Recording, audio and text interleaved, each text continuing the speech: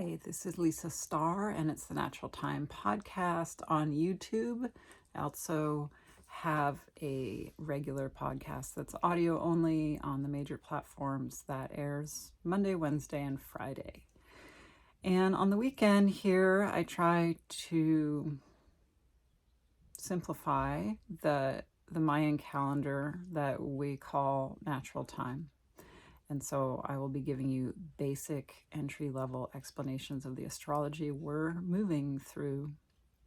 And I'm always in flux and change with my ideas about what would be best to provide here. So this week, I am going to shift from only talking about the wave spells to talking about the wave spells and the 13 moon calendar. And it's going to be more complicated if you are a true beginner because of that, but I think it's worth knowing and jumping into the complexities of the calendars layering, because that's really why a lot of us live it, because we're not just counting days, we're also oriented to a different year count than our 12-month Gregorian mess. It's a mess. The 12-month count is a mess. We know this from being children because we couldn't remember how long months were without a little rhyme. I think I was well into adulthood before I really finally figured out that there was a way to sort out and memorize the month lengths. Sometimes I'm still confused. I almost always have to go back to the rhyme. So with that said, we reject the Gregorian calendar as like healthy and sustainable for our psyche here, meaning it's fine, it's utilitarian, it's world-renowned, and there are lots of parts of our world-renowned culture that are broken and twisted and due for upgrades. So it's not like, we gotta like lose the Gregorian calendar, but rather we can experience time in a more natural, organic, and original way, original dating back to ancient epochs all over the planet, indigenous times, basically. So indigenous calendars were strongly reflective of the lunar cycle, and that's how we would get 13 lunar months in a year. And the lunar months are essentially 28 days long. They are a little bit longer than that. When you go from like full moon to full moon, it's 28 and a half. Or is it 29 and a half? Excuse me. It's longer than 28 days.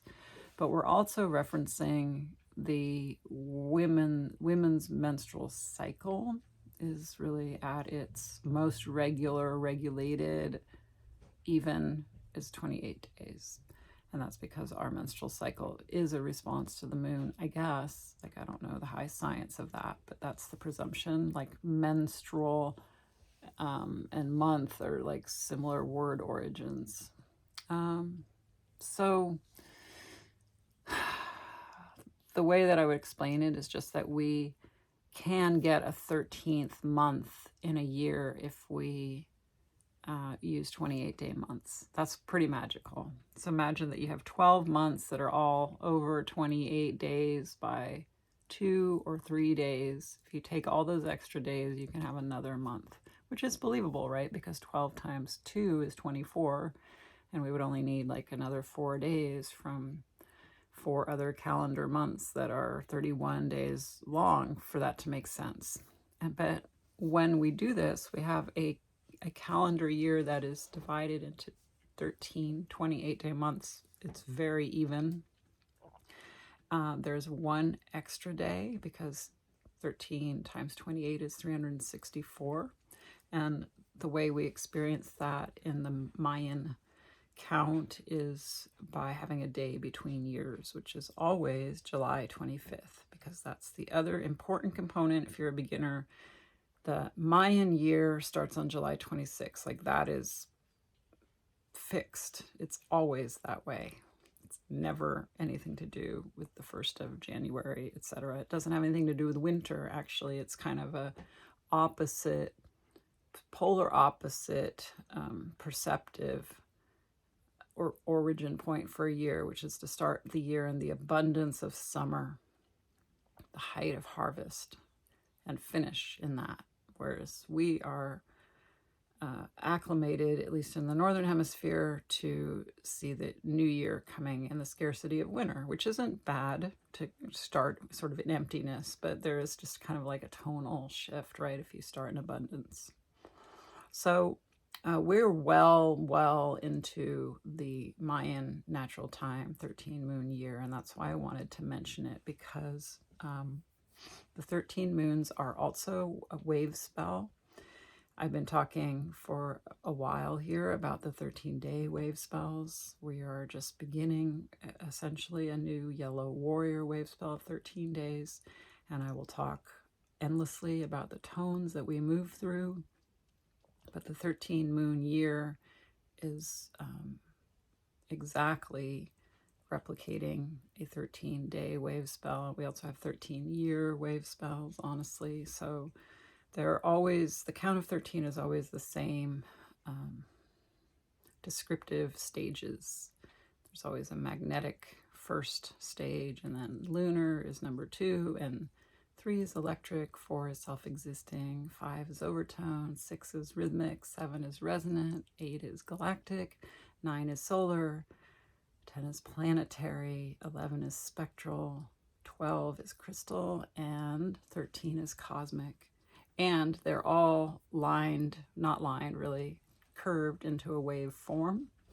So always the first 10 stages or 10 tones are leading from like our lowest origination point to a peak.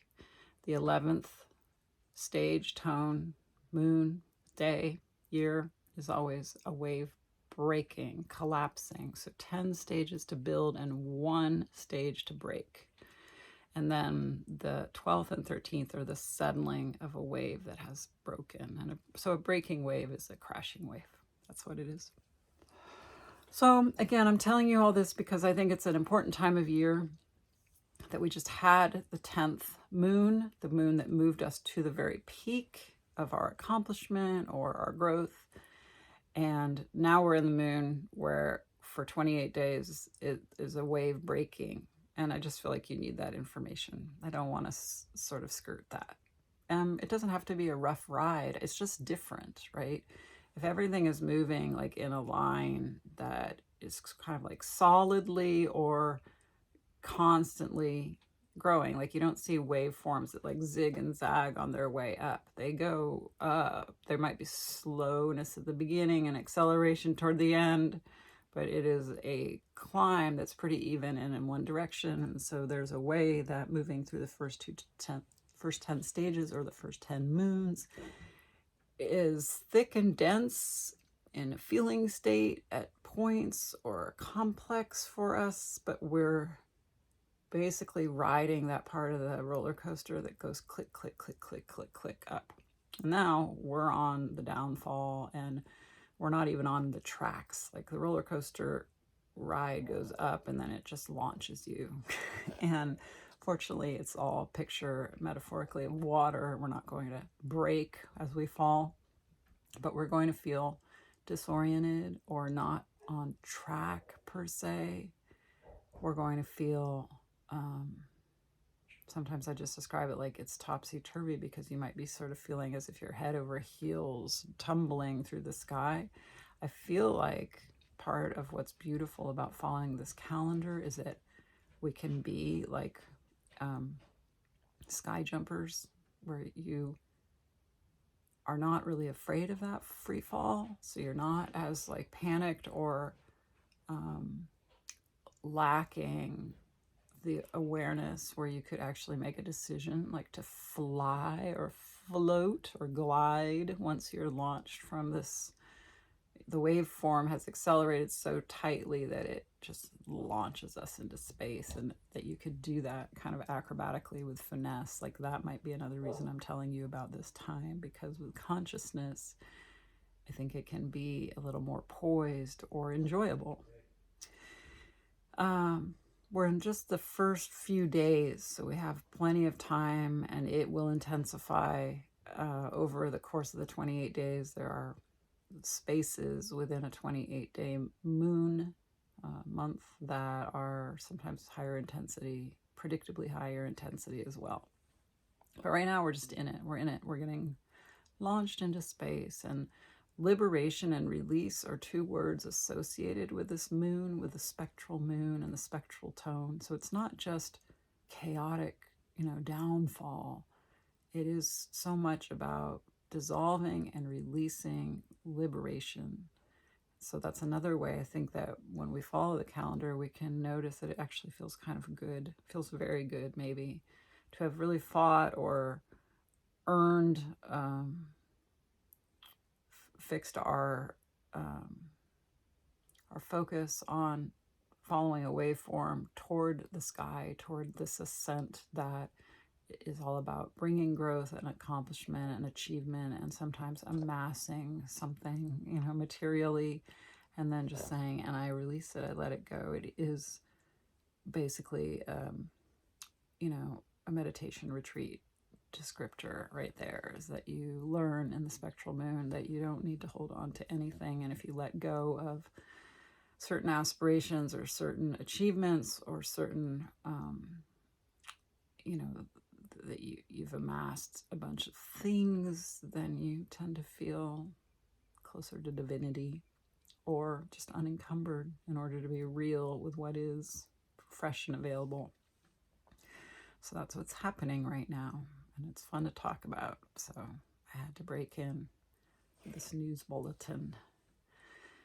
Meanwhile, we've changed wave spells since last YouTube podcast last week. We finished the blue night wave spell and we're in the yellow warrior wave spell.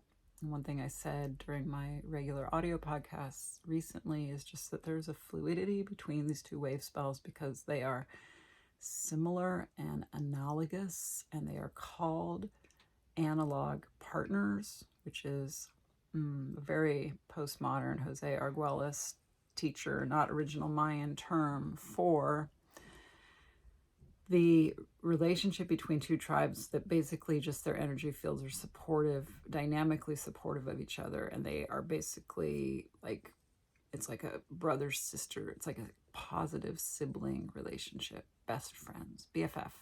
So blue knight and yellow warrior are BFFs. And every wave spell has that analog, similar, supportive tribe that it's affiliated with. It's just that when we get to blue knight and then yellow warrior, we have them in a row. And so I think there's just a gentle, kind, acceptable, not confrontive fluidity or ease in going from blue knight to yellow warrior. And another thing I said is, like, the particular blue knight wave spell we just went through, there's been a lot of protest against the war in Gaza. And so it was really obvious to me that in the blue night time, which is much more about dreaming and intuition and shelter and abundance, that by seeing civil unrest, however, it was like, it is a time that supports people being righteous warriors, or warriors for justice as they perceive it, warriors for right over wrong, which really describes the yellow warrior tribe. And so a lot of the protest was supported or came to fruition, in a warrior-like way. It's almost like it had the tacit blessing of the blue night time. Like, I support you being a warrior. So now that we're in yellow warrior, it'll be interesting to see whether the civil unrest deepens or dissipates or what, or becomes more like an actual war than a protest. Like, I'm curious about that. Things that you can know about yellow warrior. Again, I like to offer the video version of natural time, but if you listen to the audio, this might feel redundant, and I encourage you to listen to the audio because then you can do things with your eyes besides, like, look at me. But I did talk quite a bit on my last podcast, which was actually yesterday, about entering the yellow warrior tribe. So if you want more, there it is. You can find it. So what I would say about yellow warrior most basically is that ancient Mayan philosophers and spiritualists created a count of 20 different tribes, and they chose Yellow Warrior as one of them. And I believe they chose it the same way they were trying to acknowledge the other really seminal parts of being a human being. That the day count goes from white dog to blue monkey to yellow human over 3 days. And that after yellow human, it's almost like, and here are the visages that once you achieve being a human being, you can wear. So after yellow human, the next day is red skywalker, which is a funny modern word for prophet. You're yellow human, you could be a prophet. After red skywalker is white wizard, which is the shaman. You could be a prophet or you could be a shaman. In ancient times, those are different roles. After white wizard is blue eagle, which is clearly about birds, but it is also the vast visionary seer.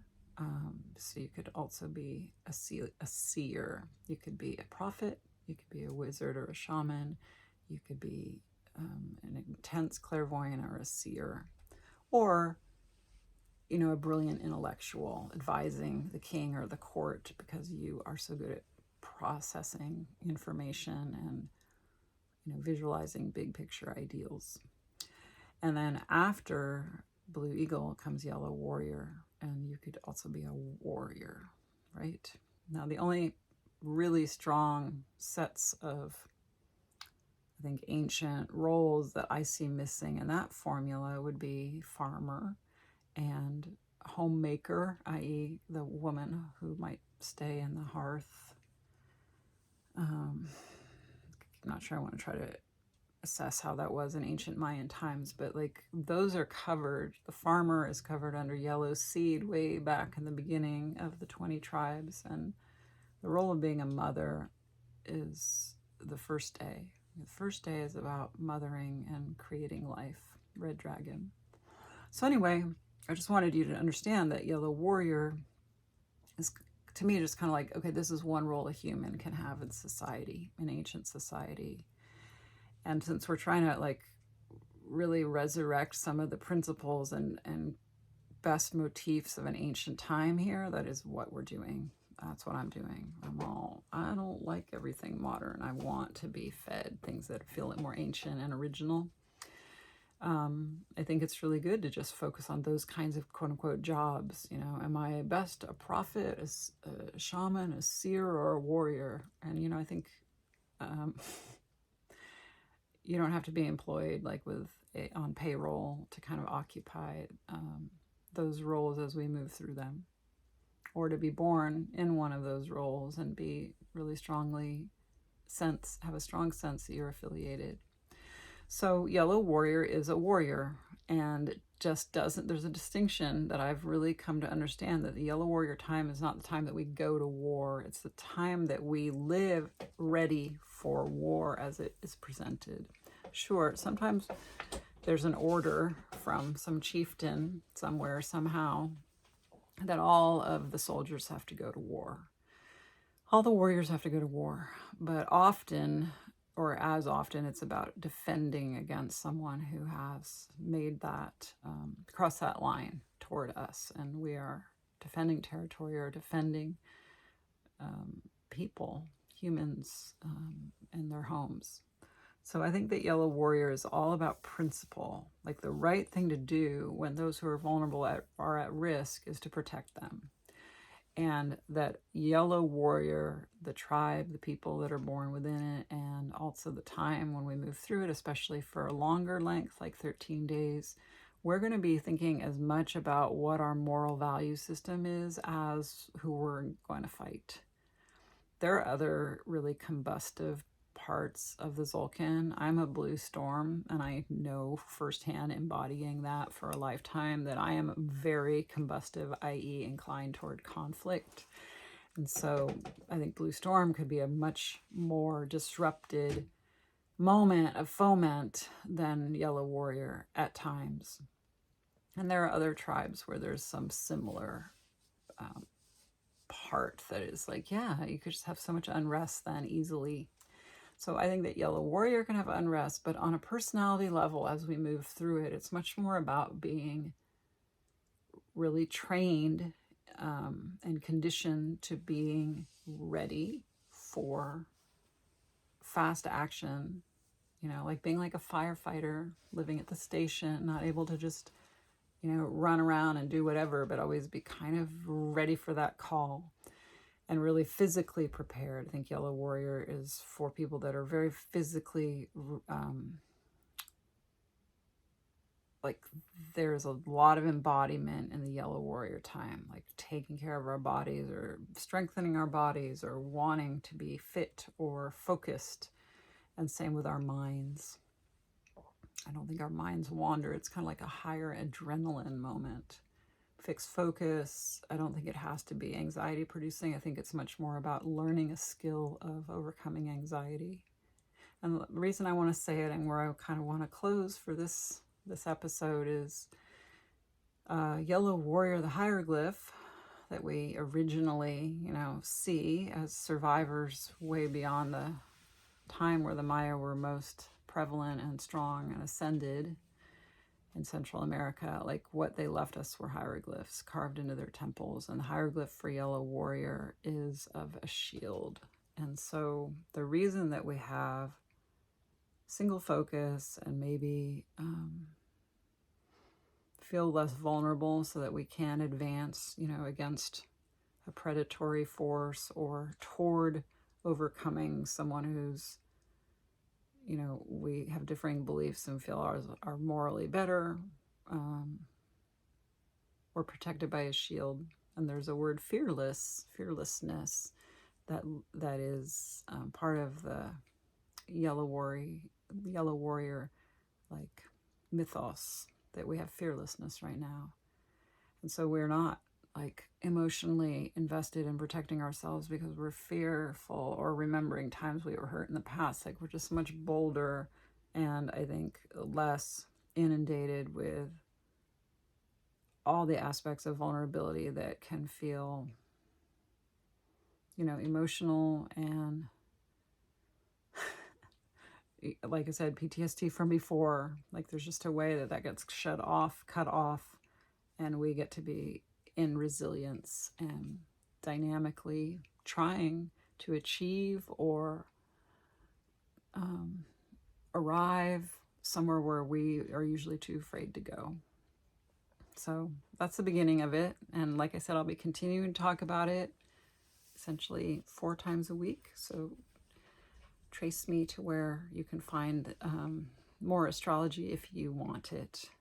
And I am Lisa Starr. I am another yourself. And in Mayan, we say, in Lakesh.